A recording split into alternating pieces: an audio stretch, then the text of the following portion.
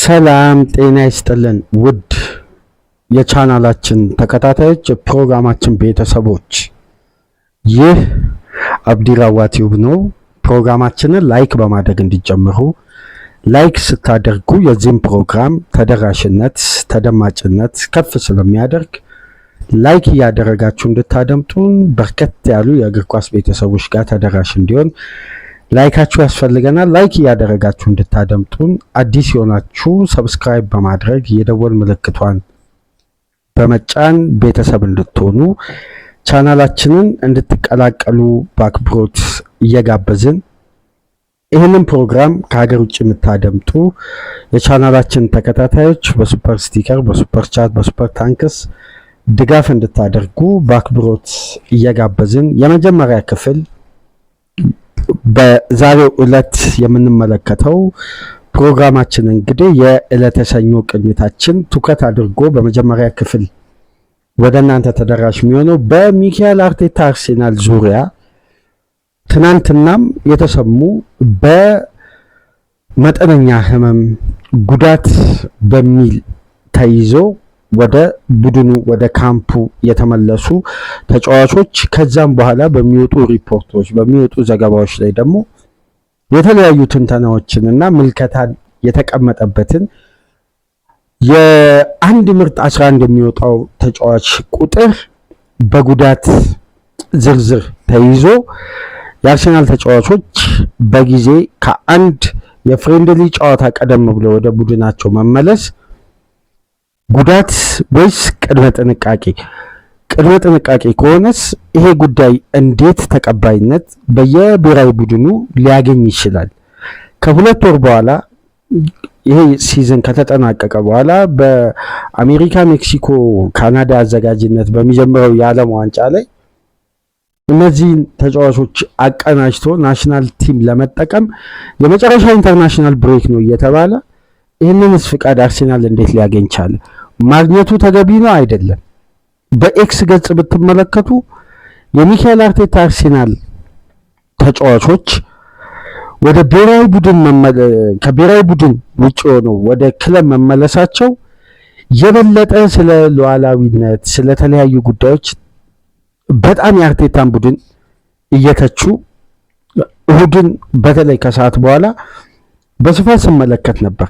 ለምንድን ነው አንዳንድ ጉዳይ በእንግሊዝ እግር ኳስ ሌሎች ቡድኖች ሲያደርጉት ተገቢ፣ የሚካኤል አርቴታ አርሴናል ሲያደርግ ደግሞ ተገቢነቱ ሁሌም ጎሎ ሕግና ተግባራዊ አንቀጾች እየተጠቀሱ አርሴናልን ማጥቂያ ያደረጉ ሚዲያዎች በጣም በዝተዋል፣ በተለይ በእንግሊዝ እግር ኳስ። ይሄ በዘንድሮ የውድድር ዓመት ከአንድም 5-6 ጊዜ አንስተናል። ጸረ አርሴናል የእንግሊዝ ሚዲያ ፓተርኖችን በደንብ እያየን ነው። በደንብ ምክንያቱም ትላልቅ ተነባቢ ገጾችም ጭምር ይህን ፕሮፌሽናሊዝምን ነው እያሉ መጥቀስ ጀምረዋል።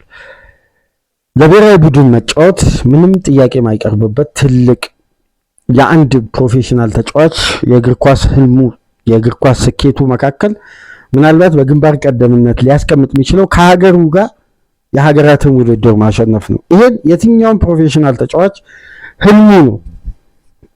ነገር ግን በእነዚህ ጨዋታዎች ላይ የሚመዘገቡ ውጤቶችና አስፈላጊነት የፍሬንድሊ ጌም ይዞ የመጣቸው ድምር ውጤቶችን ከዚህ በፊት ተመልክተናል። ረጅም ዓመት ነገር ግን ለሁለት አስርት ዓመታት ከድል ለራቀ ድሉ በአንገብጋቢ ሁኔታ ቅድመ ሁኔታዎች ተቀምጠው የ6 ዓመት ልፋት የ6 ዓመት የውጤት ለማምጣት የተደረገ ፕሮጀክትና ብዙ ውጣ ውረዶችን ለተመለከተ ቡድን ውጤቱ በዚህን ሰዓት ከየትኛውም ጊዜ በላይ አስፈላጊነቱ ጥያቄዎች የሚገባ አይደለም። በእነዚህ አይነት ውጥረትና ጫና ውስጥ ያለ ቡድን ደግሞ አስፈላጊ ነው ብሎ ያሰባቸውን ከሕግም አንጻር ከተለያዩ ጉዳዮች አንጻር ከተመለከትን እንደነዚህ አይነት ጉዳዮችን መፈጸሙ ወይም ቅድመ ጥንቃቄ መውሰዱ የበለጠ ለክለቡ አስፈላጊውን ውጤት ለማምጣት የሚደረግ ማንኛውንም መስዋዕትነት አርቴታ እስከወሰደ ድረስ ህጉን ካልጣሰ ተገቢነቱን እንግዲህ ጥያቄ ውስጥ ካልከተተ የሚካኤል አርቴታ አርሴናል ላይ የሚነሳው ተቃውሞና በእያንዳንዱ ጉዳይ ላይ ካጫወት ሲስተም እስከ አሁን ናሽናል ቲም ተጫዋቾች ወደ ክለቡ የሚመለሱበትን መንገድ ፌክ ነው፣ ተቀባይነት የለውም፣ ፕሮፌሽናሊዝም አይደለም። አንድ ቡድን በፕሪሚየር ሊግ ስኬታማ ሲሆን እንደነዚህ አይነት ቻሌንጆችንም አልፎ ነው ያ ቡድን ቻሌንጆችን ማለፍ የፈቀደበት መንገድ የራሱ ህግና ስርዓት አለው። እዚህ ጋር ደግሞ የተከለከለ ነገር እስከሌለ ድረስ አርቴታ ሲደገብር ግን በተቃራኒው ተመልክቶ ኔጌቲቭ አይዲያዎች መነሳታቸው ተገቢ ናቸው ብዬ አላስብም። ነገር ግን አንድ ጉዳይ እዚህ ጋር በስክሪናችን ላይ ከምትመለከቷቸው ምስሎች መካከል ዛሬ የምናሳያችሁ አንድ ጉዳይ በዴን ጄምስ አማካኝነት የታመነ ዘጋቢ ነው። ከህግ አንጻር የፊፋን ህግና አንቀጽ ጠቅሶ ተግባራዊ የመሆኑን ጉዳይ ተጫዋቾች በምን ምክንያት ከብሔራዊ ቡድን መውጣት እንደሚችሉ ወጥተው ወደ ክለብ ተመልሰው የበለጠ ምርመራ እንዲደረግ የበለጠ ሜዲካል አሴስመንት ተገቢነቱን ፕሩፍ እስካልተደረገ ድረስ በነገራችን ላይ አድማጮች እንዲሁ ከመሬት ተነስቶ አርቴታ ስላለ ብቻ ተጫዋች ካምፑን ጥሎ መውጣት አይችልም።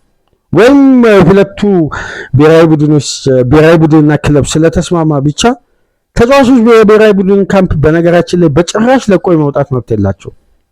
ጥሪ ቀርቦለት ያ ናሽናል ቲም ተቀላቅሎ አርቴታ በቀጣይ ጊዜያት ፈታኝ ከሁለት አስርተ ዓመታት ቆይታ በኋላ ወደ ድል የተቃረበ ቡድን ዋጋ ላለመክፈል ቅድመ ጥንቃቄ ለመውሰድ በራሱ ፍላጎትና ምርጫ ተጫዋቾችን ያለ ጉዳት ተጎድተዋል ብሎ ማስወጣት 100% ዴፊኒትሊ አይችልም።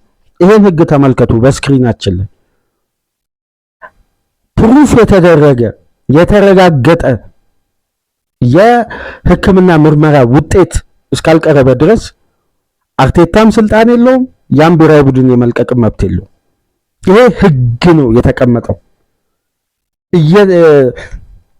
ዛሬ ላይ ዘመናዊ እግር ኳስ የደረሰበት ደረጃ እያንዳንዱ ጉዳይ ጥንቃቄ ከሌለው ዋጋ የሚያስከፍለው ከገንዘብ አወጣጥ ጭምር ከፒኤስአር ከኤፍኤፍፒ አንስቶ እንዴት ዋጋ ክለቦች እንደሚከፍሉ እናስተውላለን። አርቴታና የሱ ተጫዋቾች የሚገኙበት ብሔራዊ ቡድን ባላቸው አሪፍ ኮሚኒኬሽን ይህንን ጉዳይ ለማስተባበል ወይም ለመሸፋፈን ቢሞክሩ ፊፋ ኢንቨስቲጌት ማለት ከጀመረ ክለቦችን ከባድ አደጋ ላይ ነው የሚጥለው። ስለዚህ ህግና ስርዓቱን በጠበቀ መልኩ አንድ ተጫዋች ያለ ተገቢ ያልሆነ ሪዝን ብሔራዊ ቡድን ለቆ መምጣት አይችልም። ስለዚህ የቀረበው አሳማኝ ማስረጃ ብሔራዊ ቡድኖችም ሪስክ ላለመውሰድ ምክንያቱም ትናንት በነበረን ፕሮግራም ጠቅሰን አልፈናል። በማድዌኬ ጉዳት ላይ በቂ ማብራሪያ ሰጥተናል። ያ ብሔራዊ ቡድን ተጫዋቹን ተገልግሎ ለጉዳት ቢዳረግ እግሮቹ ላይ የመጫወቻ እግሮቹ ላይ አደጋ ቢደርስ ዋስትና ክፍያ ለቡድኑ ይከፍላል ለመጣበት ክለብ።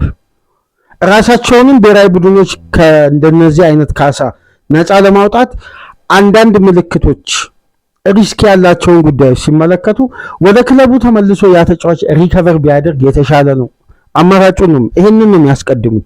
ለምን ይሄን ብሔራዊ ቡድን እኮ ከፊታችን ካለው ዓለም ዋንጫ ይሄንኑ ተጫዋች መጠቀም ይፈልጋል። ለወዳጅነት ጨዋታ ብሎ ሪስኮችን ወስዶ ፊት ያልሆነ ያልተሟላ ጤንነት ላይ የሚገኘውን ተጫዋች ተጠቅሞ አደጋውን ካበዛ የሚጎዳው ከክለቡ እኩል ይሄን ብሔራዊ ቡድን ነው። ምክንያቱም ግዙፍ ሀገራዊ ተልዕኮ ከፊት ለፊቱ ይጠብቀዋል። ስለዚህ እነዚህ ሁለት ጉዳዮች በማቻቻልና ህግና ስርዓቱን በመጠበቅ ነው እንግዲህ ተፈጻሚ ሆነው በስክሪናችን ላይ የምትመለከቱት ይሄ በዴን ጄምስ አማካኝነት የፊፋን አርቲክል በመጥቀስ እንግዲህ ተገቢ የሆነ የህክምና ማስረጃና ማረጋገጫዎችን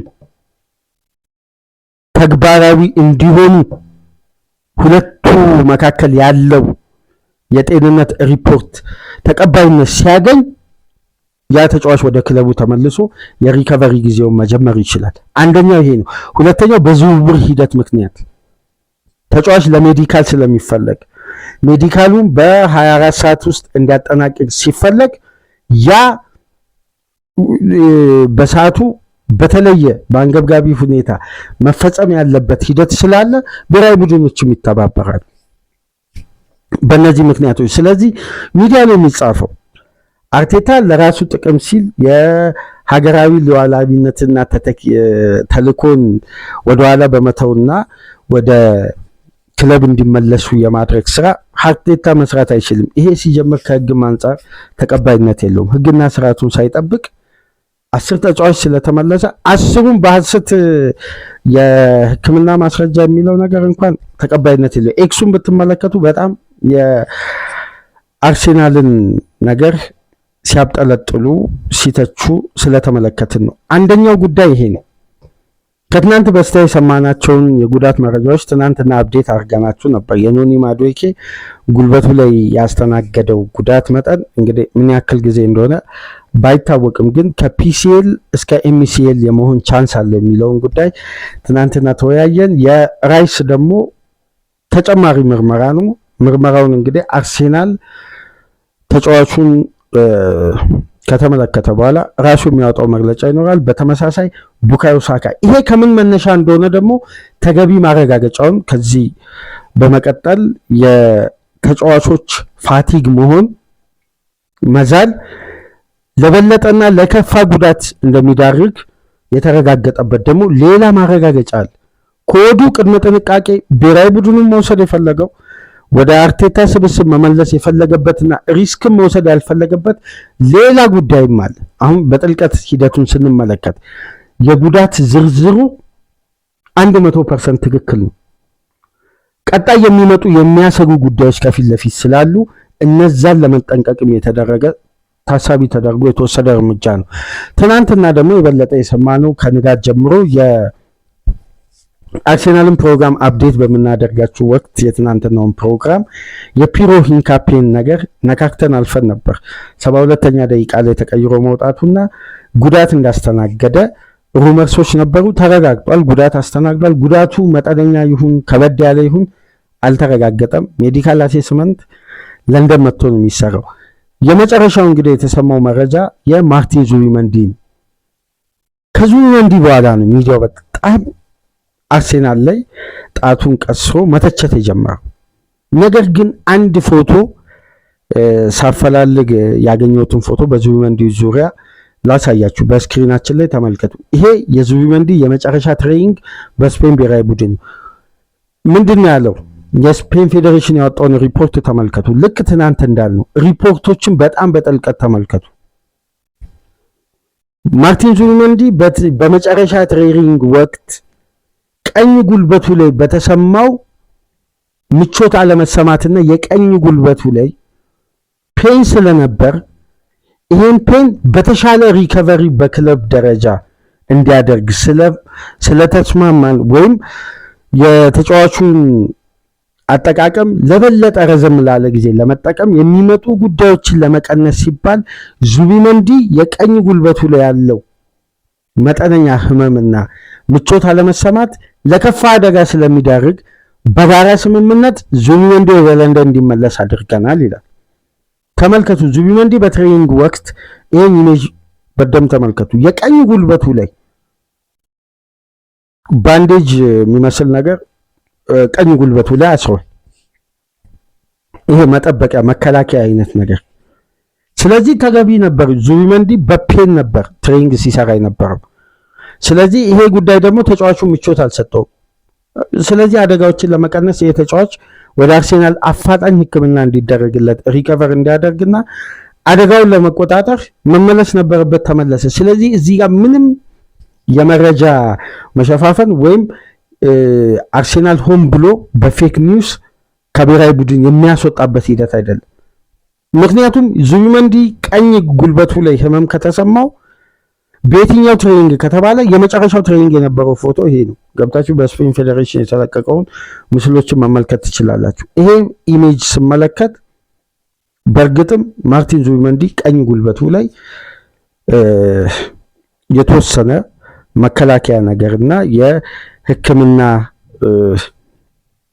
አንዳንድ ሁኔታዎችን ተጠቅሞ ቀኝ ጉልበቱ ላይ ባንዴጅ ነገር አስሮ ነበር ትሬኒንግ ሲሰራ የነበረው። ስለዚህ ዙቢመንዲ መጠነኛ ህመም፣ ምቾት አለመሰማት፣ ምክንያቱም ይሄ ጉዳት ጉልበት ነው።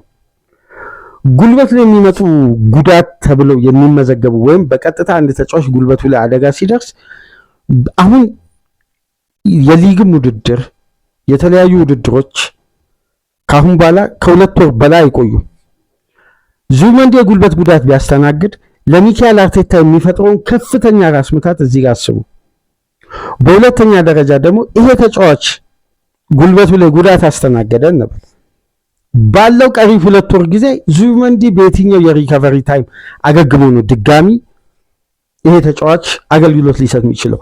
በደንብ የምታስታውሱ ከሆነ ማርቲን ኦዲጋርድ መጀመሪያ የተባለው ምንድን ጉልበቱ ላይ መጠነኛ ምቾት አለመሰማት ስለነበር ከስብስብ ውጭ ያደረግነዋል። እስካሁን ድረስ ኦዲጋርድ ለምዶ ወደ ሜዳ ያልተመለሰው የጉልበት ጉዳት ስለሆነ በጣም ጥንቃቄ፣ ተጨማሪ ሪስኮችን ይዞ ይመጣል የጉልበት ጉዳት። ለዛ ቀደም ተብሎ የሚወሰዱ እርምጃዎች አሉ። አንዳንዴ የምናስታውሰው የቤን ዋይትን የጉልበት ጉዳት ሰርጀሪ ለመጠበቅ ሲባል ከአንድ ወራት በላይ ከሜዳ እንዲርቅና ሪከቨር እንዲያደርግ ተደረገ። ነገር ግን የቤን ዋይት ከዛም በኋላ ፐርፎርም የሚያደርግበት መንገድ ተጫዋቹን ጤንነት ማኔጅ ለማድረግ እየከበደ ስለመጣ አስገዳጅ የሆነው ሰርጀሪ ከአንድ ዓመት በኋላ እንዲደረግ ተደረገ። ታስታውሱ እንደሆነ አምና ቤን ዋይት ሰርጀሪ ሲያደርግ እና የጉልበት ጉዳት በቀላሉ ሪከቨር ተውት። ካይ ሃቨርት መጠነኛ የጉልበት ጉዳት አስተናገደ። በማንቸስተር ዩናይትድ ጨዋታ ምርመራ ተደረገ። የሲዝኑ ግማሽ እኮ ነው ሃቨርት ከሜዳ የራቀው። በፈረንጆች አዲሱ ዓመት አይደል ወደ ሜዳ የተመለሰው። ኖቬምበር ላይ ተመልሶ እንኳን ቤንች ላይ ቁጭ ብሎ ማሟሟቂያ ላይ ድጋሚ ፔን ተሰምቶት እንደገና ለ3 ሳምንት ከሜዳ ራቀ። በተለይ የጉልበት ጉዳት በጣም ሪስክ ነው በዘመናዊ እግር ኳስ። ጋብሪኤል ላይ የታየው ምንድን መጠነኛ የቀኝ ጉልበቱ ላይ፣ ዙቢመንዲ ላይ የቀኝ ጉልበቱ ላይ። ይሄ ሁሉ ግን የምን ድምር ውጤት ነው የሚለውን ደግሞ እስቲ እንመልከት። ከአርሴናል ጥንቃቄ ጉለት ወይስ በምን መነሻ ነው ይሄ ተመሳሳይነት ያለው ፔን ወይ ተመሳሳይነት ያለው የጉዳት ዝርዝር ለምን ተመዘገበ? አሁን እያንዳንዱን የተጫዋቾችን የጉዳት ዝርዝር ብትመለከቱ ሜዲካል አሴስመንትና ኒ ነው የሚለው የጉልበት የአብዛኛው ተጫዋች። ማርቲን ዙቢመንዲ በዘንድሮ የውድድር ዓመት በስክሪናችን ላይ በምትመለከቱት መሰረት አንድ መረጃ ላይ ያገኘሁት አርሴናል በዘንድሮ ሲዝን ከየትኛውም ተጫዋች በላይ በስብስብ ውስጥ 3575 ደቂቃ የተጫወተ ብቸኛ ተጫዋች ነው። ደክላን ራይስ 3462 ደቂቃ ነው የተጫወተው በዘንድሮ የውድድር ዓመት።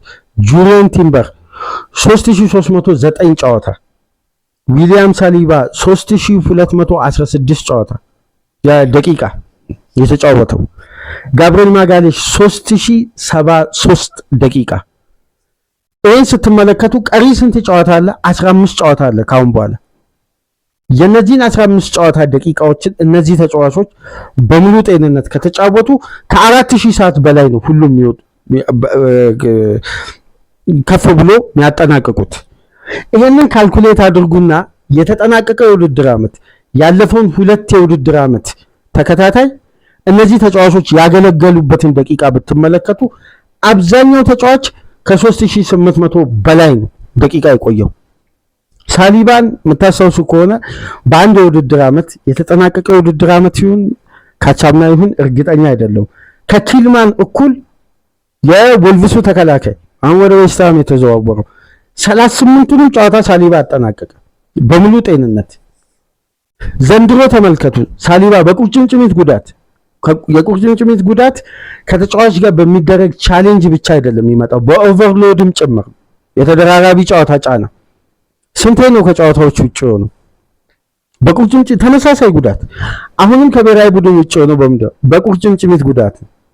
ስለዚህ ይሄ ጉዳት ምንድነው የሚያገረሽ ነው። በምን በጫና ምክንያት አንድ ተጫዋች ደግሞ 15 ቀን 21 ቀን በደንብ ሪከቨር የሚያደርግ ከሆነ አይደለም ለቀጣይ 15 ጨዋታ አመት ሙሉ ሌላ ፊክስቸር ቢኖር ፐርፎርም ማድረግ ይችላል።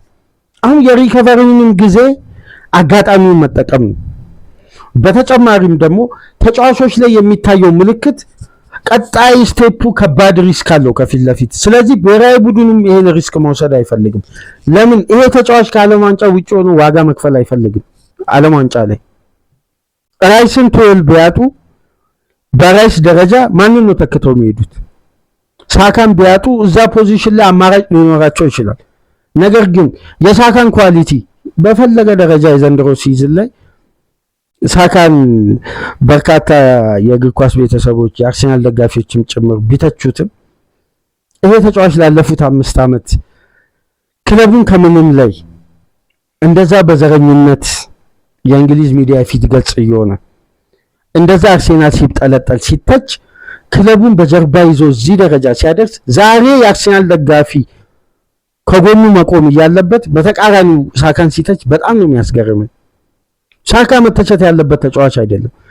አርሰናል ለዚህኛው ስኬት እንዲበቃ በነገራችን ላይ ራይስን በሉ ጋብሪኤልን ከየትኛውም ተጫዋች በላይ ለአርሰናል ፊት አውራሪ ነበር ይሄ ተጫዋች። አምና አስታውሱ ሳካ በፊት መስመር በኩል ሲጎድል የአርሰናል ፊት ፋክተር እንዴት ነው የሚጎለው አብሮ። ካቻምና ሳካ ሲጎዳ እንዴት ነው አርሰናል የማጥቃት ግርማ ሞገሱን የሚያጣው? ግርማ ሞገሱ ብቻ አይደለም ታክቲካል አፕሮች ላይ እንዴት ነው ቦታውን ለማሸጋሸግ አርቴታ የሚገባበት ውጥረት። ዛሬ ላይ ተጫዋቹ ከዛ ከባድ የሃርምስትሪንግ ጉዳት ተመልሶ ፊዚካሊ ፍሌክሲብል እንዲሆን ሳይኮሎጂካሊ የደረሰበት ጫና አለ። ይህን ተጫዋች መጀመሪያ አእምሮ መታከም አለበት ከትችት ውጭ ሆኖ።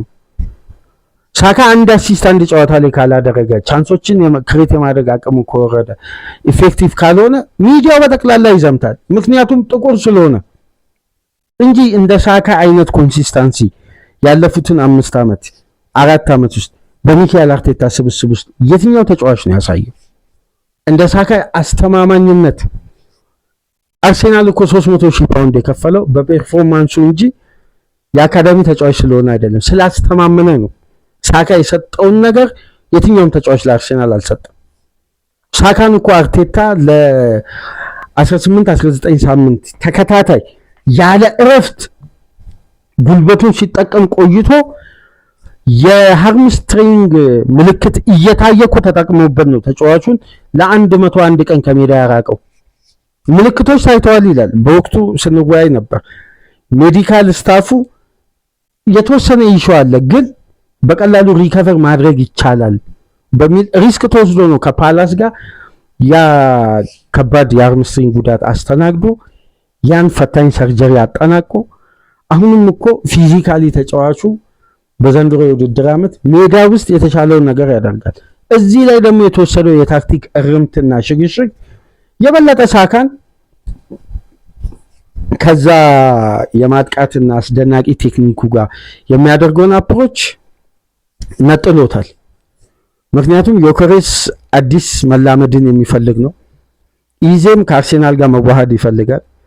የማርቲኔሊና የትሮሳርድን አገልግሎት እንደምታውቁት ነው። አማካይ ስፍራ ላይ የመጣው ዙቢመንዲ ነው። አርሰናል በጥንካሬው ይቆይ እንጂ ከዚህ ተጫዋች ቅኝት ጋር ሪትሙን ለማምጣት አርቴታ የሰራው ታክቲካሊ የዚህን ተጫዋች አፕሮች በመጠቀም ዙሪያ የዘንድሮን ሲዝን የትኛውን ጨዋታ ላይ ተመልክተናል። ሳካ እኮ የግል ጥረቱ እኮ ነው አርሰናል ቤት ፐርፌክት ያደረገው። እኔ ይሄን የሳካን የዘንድሮን ትችት 100% አልቀበልም። አሁን ነበር ከሳካ ጎን መቆም። ሳካ ጥሩ አይደለም፣ ሳካ ቤንች መሆን አለበት። ለዚህ መብቃታችን ነው የሚያስገርመው። ምክንያቱም ይሄ ተጫዋች በፕራይም ታይሙ ላይ ነው የሚገኘው።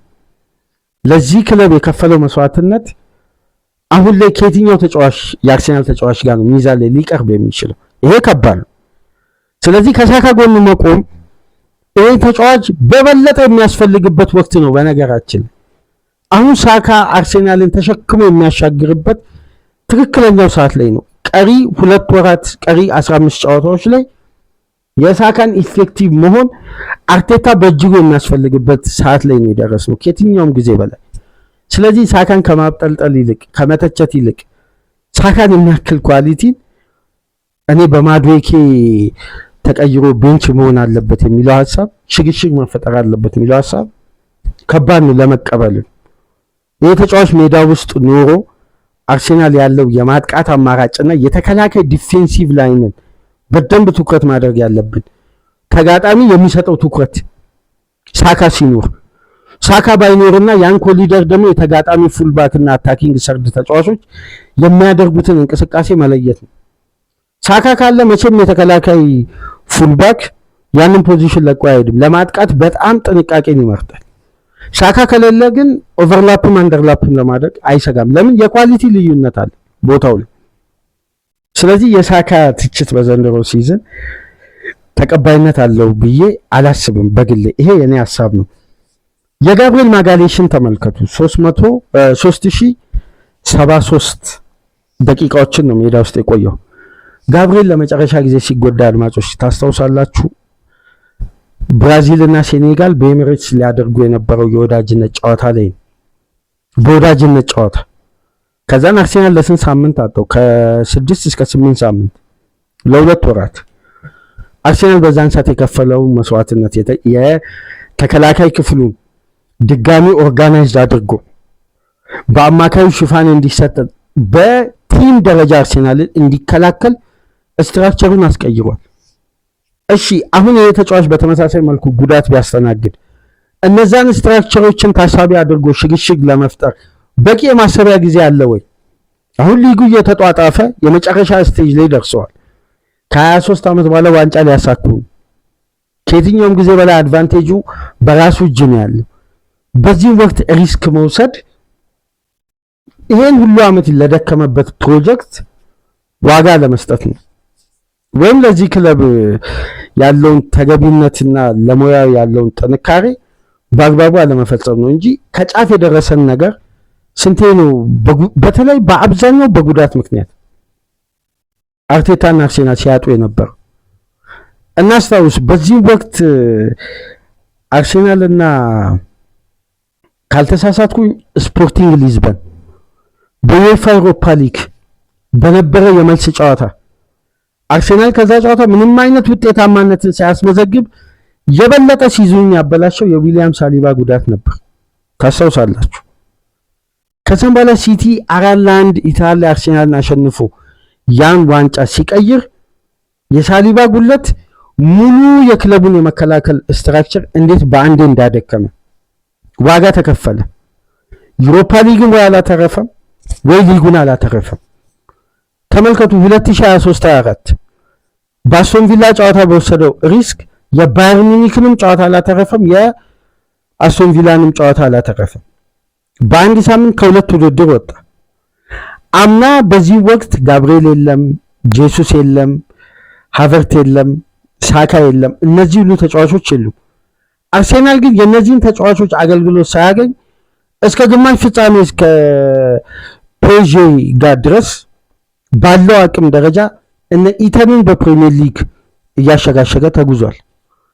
ዛሬ ላይ ታዲያ አርቴታና አርሴናል ሪስኮችን ቀንሰው ምልክቶች መታየታቸውን ተከትሎ በቂ የሆነ የሕክምና ማስረጃና ተገቢውን የሆነ እርምጃ ወስደው ተጫዋቾችን ወደ ስብስብ ጠርተው ለሕክምና ለሪከቨሪ ቀሪ ጊዜያትን መጠቀማቸው ወንጀለኛ ሊያስብላቸው አይገባም። እንደውም በበለጠ ብሔራዊ ቡድኑም አትርፏል፣ ክለቡም አትርፏል።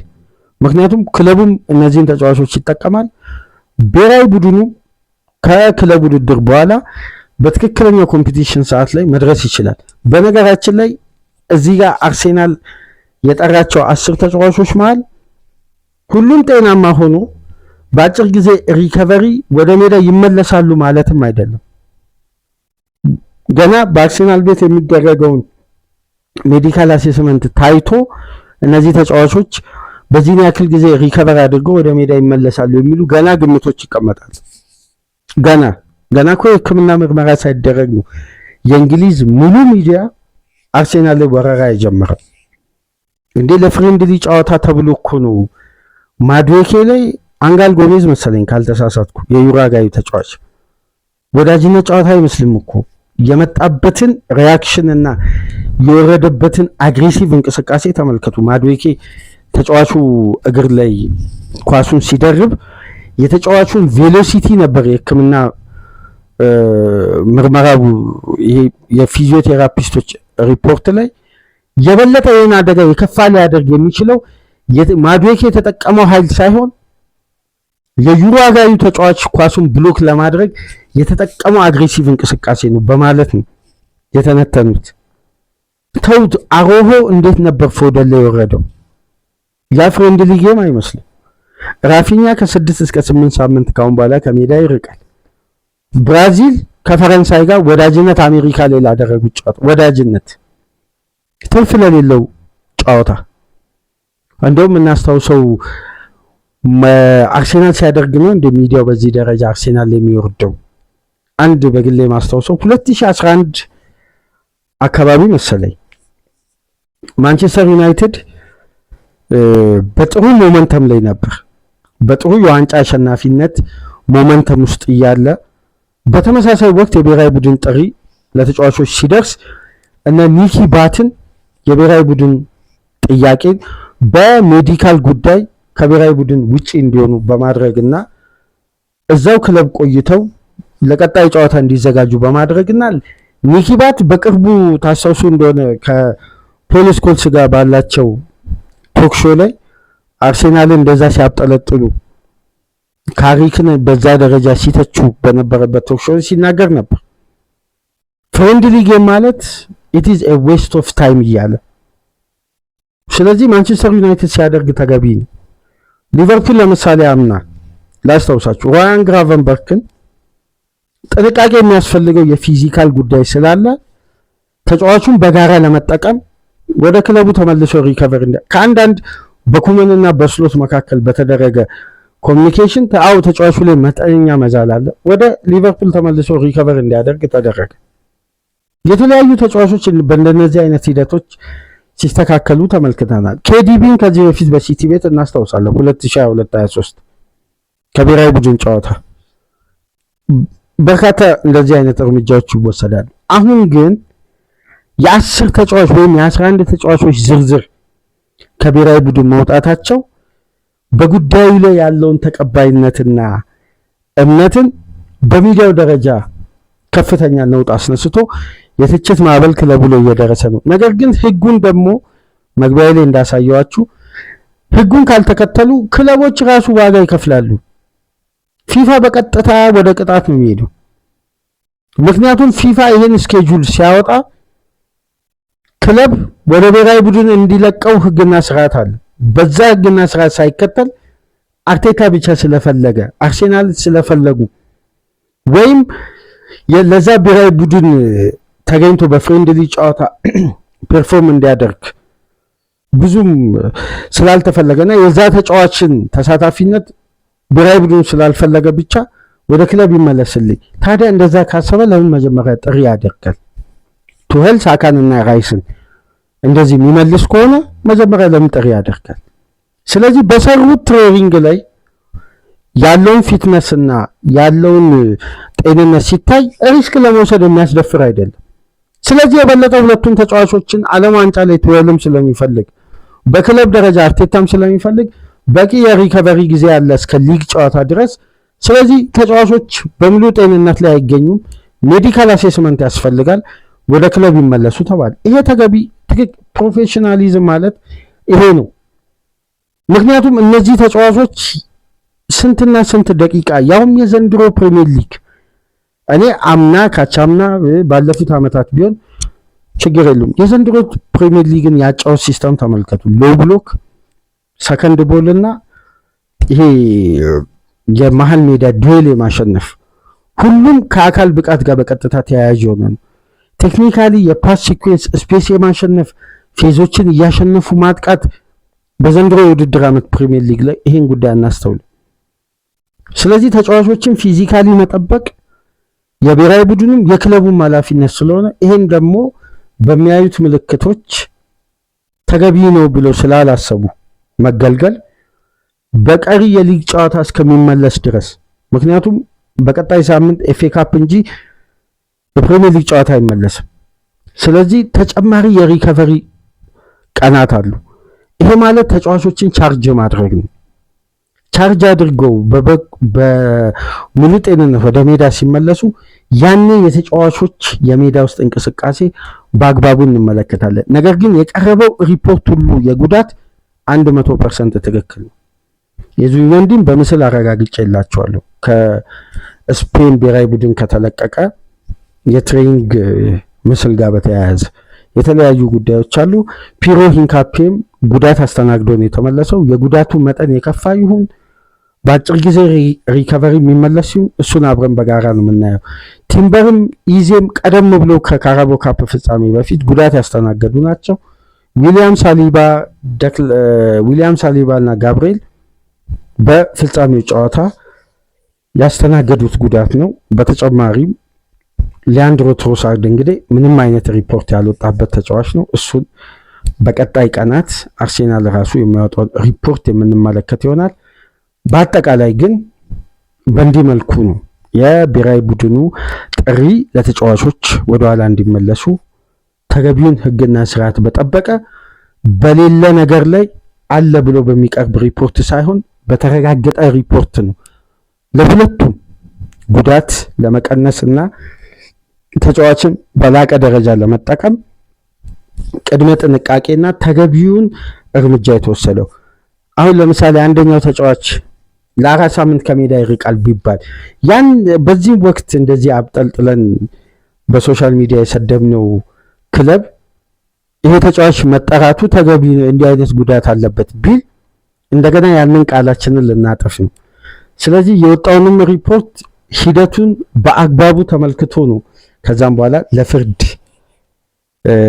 መምጣት ያለበትና የእንግሊዞች ጽሁፍን እስቲ ኤክስ ገጽ ላይ ገብታችሁ የእሁድን የነቴሪ ፋውለርን ጽሁፎች ተመልከቱ።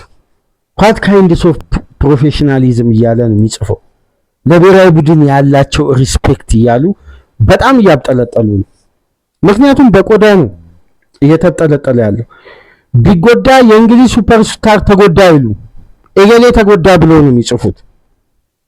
ነገር ግን ለቅድመ ጥንቃቄ እርምጃዎች ሲወሰዱ ግን ትችቱ ጠንከር ይላል። ለማንኛውም በእንዲህ መልኩ ያገኘነውን ሪፖርት በመረጃ መልክ ወደ እናንተ ተደራሽ አደረግን። ይህንን ፕሮግራም ኢሳቅ ኡስማን ታደምጣለህ ብለን እናስባለን። በውስጥ መስመር እንድታናግረን ኮንታክት እንድታደርግ እንድደውልልን በአክብሮት ኢሳቅ ኡስማንን እየጋበዝን ይህንን ፕሮግራም ላይክ አድርጉ። ላይክ ስታደርጉ ተደራሽነቱ ከፍ ይላል፣ በርካታ የእግር ኳስ ቤተሰቦች ጋር ተደማጭ ይሆናል። ላይክ አድርጉ። አዲስ ከሆናችሁ ሰብስክራይብ። ይህንን ፕሮግራም ከሀገር ውጭ የምታደምጡ በሱፐር ስቲከር፣ በሱፐር ቻት፣ በሱፐር ታንክስ ድጋፍ አድርጉ። ቶናሊ ወደ ማንቸስተር ዩናይትድ የበለጠ ማድላቱን፣ ፍራንሲስኮ ኮንሲሳው የሊቨርፑል ተመራጭ የመሐመድ ሳላ ተተኪ መሆኑን ደግሞ በሁለት ፕሮግራም ተከታታይ ወደ እናንተ ለተሰኘው ይዘን መጣለን። ሳትርቁ ጠብቁን። ሰላም ቆዩ።